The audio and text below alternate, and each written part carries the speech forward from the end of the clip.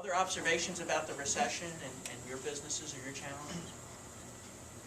How about some of these other issues? Channel conflict and the use of technology. Yes, ma'am? Trends in social media. What are you seeing in that area?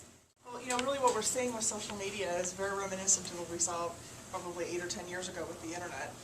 Little bit of trepidation and kind of not sure how to really use it, and how's this going to fit into the direct selling business? Is it going to be something that is going to help or harm our business?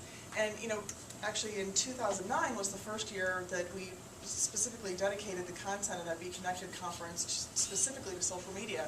And we tripled our attendance from our usual at that meeting. So that should give you an indication of exactly how important this is to companies. And in fact, this conference we just had back in December, had a similar turnout. But I think that as with the internet, direct selling companies they're embracing it and really trying to find a way to provide their sales force with the tools so that they're kind of not filling in the blanks. Now, we've heard this before with so many different types of tools that distributors and sellers are using, and Pretty's being, I would say, pretty entrepreneurial with the various things that they're doing.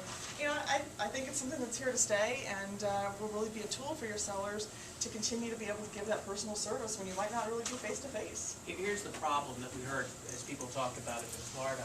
There is a reluctance. Look, when you've got 16 million people selling for you as independent contractors, as Neil often likes to say, it's a nation of people with the same problems that any nation of 16 million people has.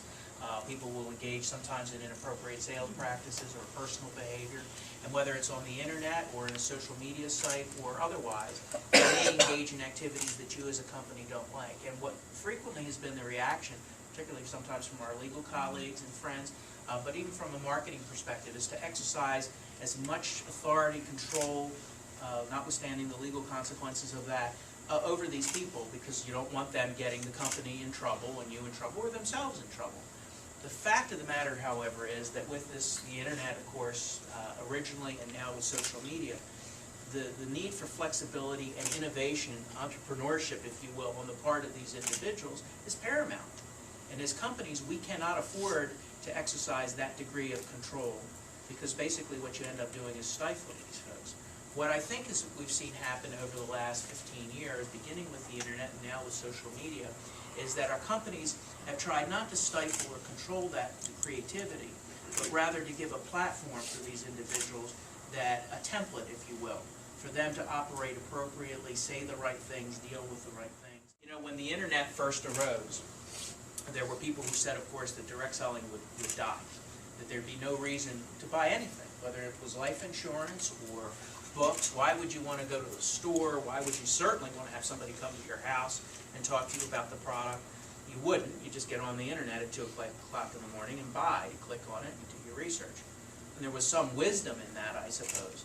But what happened? In fact, direct sellers became better positioned than almost anybody else in the retail community to leverage the internet for their own purposes. Yes, to have people learn more about the product, to be able to have a resource for information, but to still have personal service that they might get from individuals, and to still be able basically to get the kind of education that they needed from a friend, a neighbor, and the like. And of course we flourish perhaps more than anybody, and use our sales force to drive people to the website, either for recruitment purposes, information purposes, or for actual sales.